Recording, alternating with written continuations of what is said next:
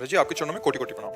महाराज जी, मेरा प्रश्न है कि मदालसा जी के पुत्र राजा अलर्क जी जो कि भोगों में आसक्त हो चुके थे, जब उनके भाई सुबाहु जी ने दूसरे राजा के साथ उन पर आक्रमण किया, जब वो वहां से चले गए अंगूठी का रहस्य जानकर वह श्री दत्तात्रेय जी की शरण में गए। वहां वो संपूर्ण ज्ञान जानने के बाद उन्होंने एक बात कही कि हे प्रभु, मैं आपकी शरण में हूँ और अब मैं इस गृहस्थ रूपी वृक्षों के वन से निकलना चाहता हूँ। महाराज जी, मेरा प्रश्न है कि अलर्क जी ने गृहस्थ आश्रम को विपत्ति रूपी वृक्षों का वन क्यों कहा? भजन करोगे तो समझ में आ जाएगा।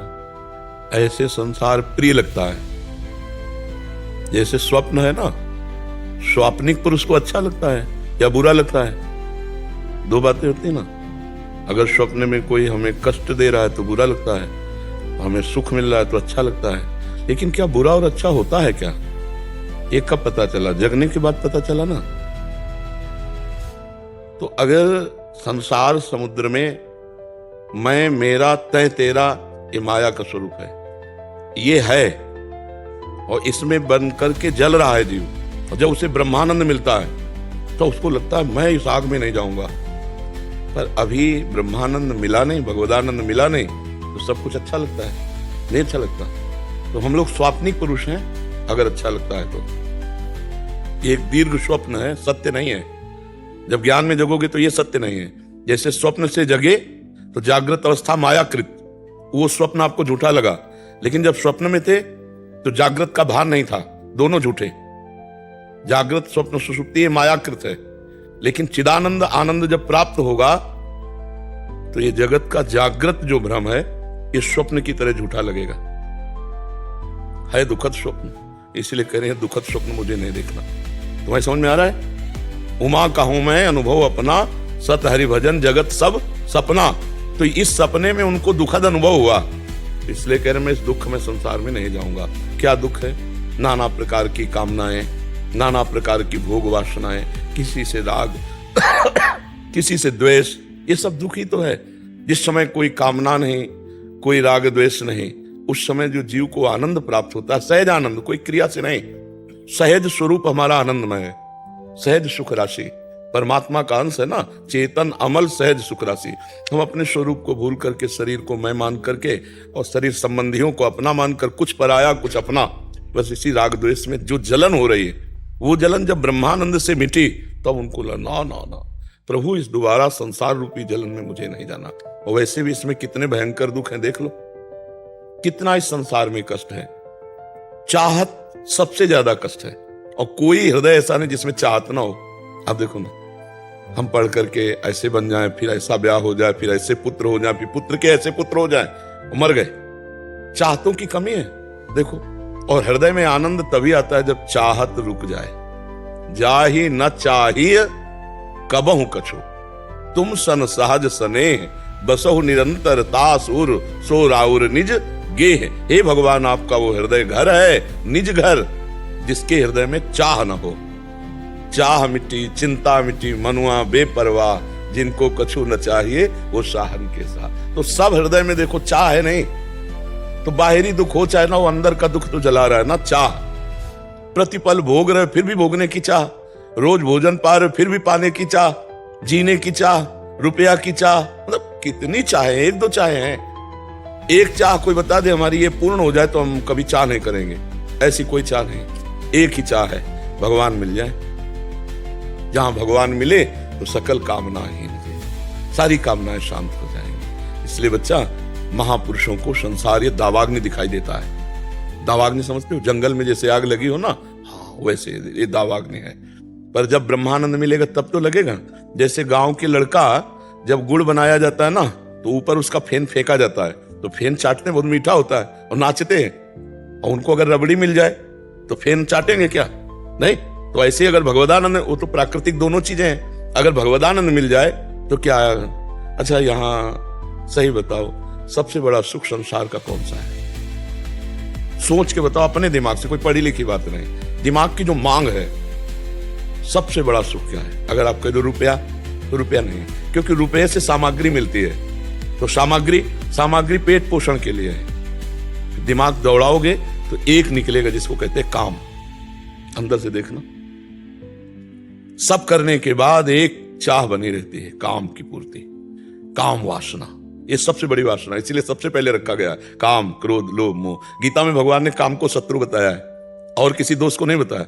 मुखिया मारा गया तो सब नीचे मारे जाएंगे। मुखिया है काम, मुख्य है काम। और काम का भोग स्थान क्या है? आप विचार करके देख लीजिए, कहां सुख है? जिन अंगों को ऐसे स्पर्श किया जाता है तो वहां सुख। कैसी मति मारी गई है कि हमारा आंतरिक जो चाहत है वो, सबके दिमाग में एक ही सबसे बड़ा सुख है, काम सुख। बालक, जवान, बूढ़ा, सबको ये अंदर की बात है। अंदर जब खोजो तो सुई तुम्हारी यहीं रुकेगी जहां हम कह रहे हैं। अंदर देख लीजिए। और काम के पूर्ति में लोभ होता है और काम की अपूर्ति में क्रोध होता है। बहुत दोष इसमें प्रकट होते हैं। कामा संजायते क्रोधा, क्रोधा स्मृति विभ्रमा, स्मृति भ्रंशात बुद्धिनाशो, बुद्धिनाशात सर्वनाश करने में समर्थ है काम। और काम हमारे सबके हृदय में बैठा हुआ है। अहंकार उसका घर है, अहम जो देहाभिमान है उसी में काम अपने मित्रों के साथ बैठा हुआ है। इसको हटा दो, फिर जो आनंद मिलेगा तब तुम्हें जलन लगेगी। कामाग्नि, क्रोधाग्नि, लोभाग्नि, मोहाग्नि, मदाग्नि, मत्सरता, ईर्ष्याग्नि, ये सब कितना जलाती रही। अब मुझे नहीं जाना संसार समुद्र में, समझ रहे ना? ये है दावाग्नि, नहीं जाना इस संसार में। तो वो महापुरुष जब ब्रह्मानंद को प्राप्त हुए और पीछे की बात देखी तो उनको, जैसे भर्तृहरि जी चक्रवर्ती सम्राट सब त्याग करके और जब भगवान शंकर की आराधना की, भगवान शिव प्रकट हुए, तो उन्होंने एक वरदान मांगा कि मुझे सम्मान से कभी भिक्षा ना मिले। क्यों? क्योंकि सम्मान देहाभिमान को पुष्ट करता है, सम्मान संसारिकता को पुष्ट करता है। इसलिए प्रभु मुझे कभी सम्मान से भिक्षा ना मिले। ये संसार बहुत मायावी है। जब तक हम भजन नहीं करेंगे तब तक ये समझ में नहीं आएगा। बड़ा सुखद लगता है, नहीं लगता? पत्नी, पुत्र, भाई, परिवार, रिश्तेदार, नातेदार, कितना आनंद लगता है। लेकिन क्या आनंद है किसी को? सब जल रहे, सब जल रहे। आनंद तो भगवान के चिंतन में है। जब तक भगवान का भजन नहीं करोगे तब तक आनंद का अनुभव, क्योंकि हमारे अंदर जो प्यार है वो जब तक परमात्मा के चरणों में नहीं पहुंचेगा तब तक कोई सुखी नहीं हो सकता। सब करके देख लो, सब करके। और जब वो मिलेगा तो लगेगा प्रभु भूल कर कभी इधर न जाने को मिले। तो इन महापुरुषों को आनंद मिला तो उन्होंने कहा प्रभु इस दावाग्नि रूपी संसार में कभी मुझे दोबारा न जाना पड़े। सब बड़े बड़े महापुरुष करते हैं, ग्रंथ पढ़ के देखो। क्योंकि अभी हमको आनंद मिला नहीं ना, जब वो आनंद मिलेगा तो ये आनंद जानते हो कैसे हो जाता है? गोस्वामी तुलसीदास जी लिख रहे हैं, रमा विलास, रमा माने लक्ष्मी जी, ये लक्ष्मी माया का विलास, राम अनुरागी भगवान के प्रेमी जन, तजत बमन जिमि जन बड़भागी। वो बड़भागी भगवान के भक्त इस माया के विलास को कैसे त्याग देते हैं? जैसे बमन, उल्टी कोई देखना जाएगा, कोई खाएगा। और दूसरे शब्दों में विष्ठावत, जैसे विष्ठा को कोई दोबारा पलट के देखना नहीं चाहेगा।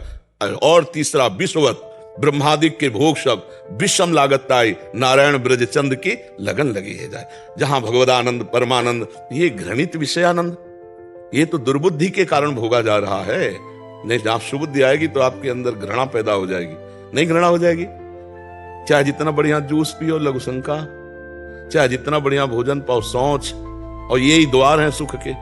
इन्हें इनसे पैदा हुए और इन्हीं में आसक्त है और यही हमारी दुर्गति। गौर से देखो कौन सा सुख है यहाँ, कौन सा सुख है? आप विचार करके देखो तो विवेक से, बिना विवेक से तो पशुता में सब मर ही रहे संसार में। पशुता में तो सब देख रहे हो, बड़ी बड़ी घटनाएं हो रही हैं। विचार पूर्वक देखो क्या सुख है।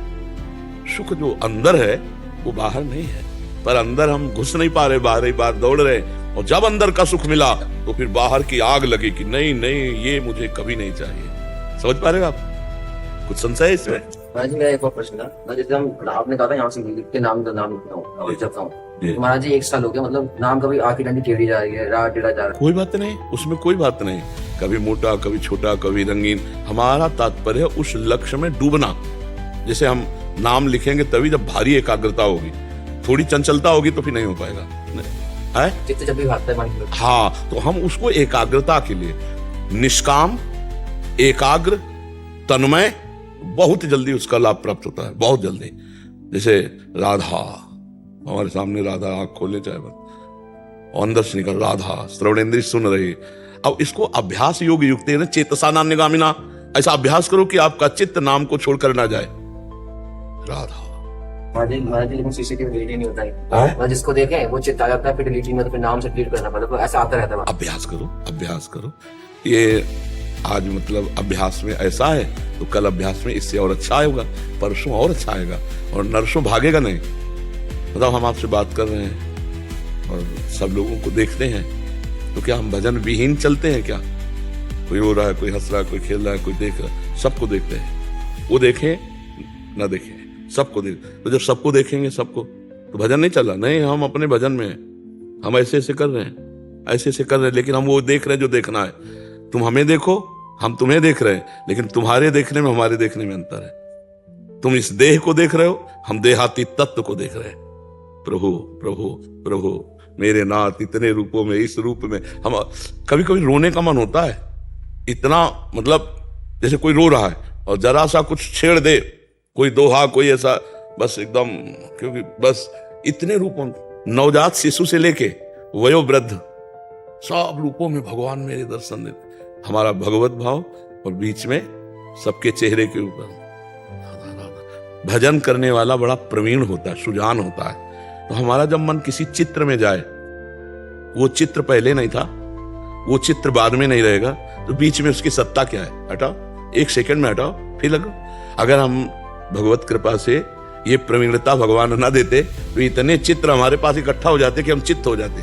नहीं तो ब्रह्म मुहूर्त के पहले जग करके ही इतने लोगों की चित्त हमारे देखने पड़ते हैं। चित्त तो हमारे चित्त में इतने चित्र जमा हो जाए कि हम चित्त हो जाएंगे, भजन नहीं हो पाएगा, नहीं हो जाए। लेकिन एक गुरु कृपा से, भगवान की कृपा से, जैसे अब हमसे आप कहो कि हम वहां खड़े थे, आपने हमें पहचाना? बिल्कुल नहीं हमारी हम आप यहां से हटे, हमारे पास डिलीट का बटन है, जो ऐसे हटे 1 सेकंड में डिलीट किया, सब खत्म। कौन कौन हमसे क्या बात की, कोई मतलब नहीं, हमारा काम उतने से। अभ्यास योग युक्त है ना, चेतसा नान्य कामना। तो ऐसा अभ्यास करो। अभी बहुत कम समय हुआ आपको अभ्यास करते हुए। करत करत अभ्यास के जड़मत होत सुजान, रस्सी आवत जाते ही सिल पर हो। बिल्कुल निडर रहो, उत्साहहीन कभी मत बनना, उत्साहित रहो, काटते रहो, रोज आगे बढ़ो। जैसा पहले था अब नहीं है, जैसा आज है आगे नहीं रहेगा। विश्वास करो, साधन में चलते रहो। प्रोफेसर डॉक्टर अरुण कुमार तिवारी जी, महाराज जी आपके चरणों में कोटि कोटि प्रणाम। महाराज जी, जीवन के हर पड़ाव में, बाल्यकाल, युवा, प्रौढ़ावस्था में मनुष्य की इच्छाएं एवं आकांक्षाएं अलग अलग क्यों होती हैं महाराज जी? बदलती रहती हैं। हाँ, अवस्था, परिस्थिति, ये इच्छाओं को, हमें लगता है कि इच्छाओं को मिटाना हमारा लक्ष्य होना चाहिए। इच्छाओं को मिटाना। देखो, बाल्यावस्था में जो जिन खिलौनों से खेलते थे उनको देखकर हंसी नहीं आएगी कि यार मैं इनसे खेलता था? हंसी आएगी ना। और आज जिन आप खिलौनों में खेल रहे हो, अगर ज्ञान हो जाए तो आपको वैसे ही हंसी आएगी जैसे वो छोटी सी कार, छोटे से हवाई जहाज नहीं रखे होते प्लास्टिक के, तो लगेगा यार मैं इनसे खेलता था। तो आज अभी अज्ञान की, अविद्या की धरा है। ये जो कामनाएं उत्पन्न होती है ना, इसकी भूमि है अविद्या, अज्ञान। अज्ञान खत्म हो जाए तो सही आपको कहते हैं कोई कामना ही नहीं उत्पन्न होती, कोई चाहे। जैसे पूछा जाए आपको क्या चाहिए, तो खोजने पर भी मतलब कुछ नहीं, खोजने पर यह भी नहीं लगेगा कि ये चाहिए। अच्छा, जो चाहिए वो है, वो है, उसकी मांग नहीं है। हमने कभी मांग नहीं की भगवान मुझे दर्शन दीजिए। जो है एज ग्रुप में हैप्पीनेस का इंडेक्स अलग अलग है। हम बचपन में खिलौना चाह रहे थे जी, आज उसके बाद जो है मनी की तरफ, ये भी खिलौने, ये भी तो ये भी खिलौना है, ये भी खिलौना है। आप अज्ञान की धरा में आप अवस्थाओं को देख रहे हैं, हम एक ही धरा देख रहे हैं। जो बाल्यावस्था में अज्ञान था वही जवानी में अज्ञान है, वही बुढ़ापे में अज्ञान है, वही मृत्यु, और वही मृत्यु के बाद कोई मृत्यु नहीं है। फिर ज्ञान क्या है अगर ये अज्ञान? हाँ, यही बात है। स्थूल सूक्ष्म कारण मैं नहीं हूं, ये शरीर मैं नहीं। इतना तो यार बैठ करके समझो, भला तुम शरीर हो, देखो ना, तुम शरीर नहीं हो यार। ऐसा थोड़ा भी समझ आ रही हो तो समझो। जैसे ये मेरी टेबल, ऐसे मेरा हाथ, इसमें मैं कहीं तो नहीं हूं ना, मैं कहीं नहीं है। मेरी गर्दन, मेरी छाती, मेरे पैर, मेरा शरीर, मेरा शरीर कहा गया, मैं शरीर नहीं कहा गया। ये मैं नहीं है, ये मेरा, मेरे लिए मिला है, गाड़ी है ये। तो जैसे हम कोट पहनते हैं, शर्ट पहनते हैं और बनियान पहनते हैं, ऐसे जीव आत्मा के 3 कपड़े हैं। स्थूल शरीर कोट, सूक्ष्म शरीर शर्ट और कारण शरीर बनियान। और हम इतने अज्ञान में फंस गए कि सच्चाई से पूछो तो 100% हम अपने को शरीर मान रहे हैं। 100%, 99 नहीं, आप देख लीजिए, 100% हम अपने को मान रहे हैं। और यही अविद्या कामनाओं को उत्पन्न करती है। हम अपने को जब बालक मान रहे थे तो बालक के अनुसार कामनाएं थी, हम अपने को जब जवान मान रहे हैं तो जवान के अनुसार कामनाएं, जब बुढ़ापा मानेंगे तो बुढ़ा। लेकिन क्या आपकी जवानी, आपकी बाल्यावस्था, आपकी बुढ़ापा है? आप बाल्यावस्था को देखने वाले थे, जानने वाले थे, आप बालक नहीं थे।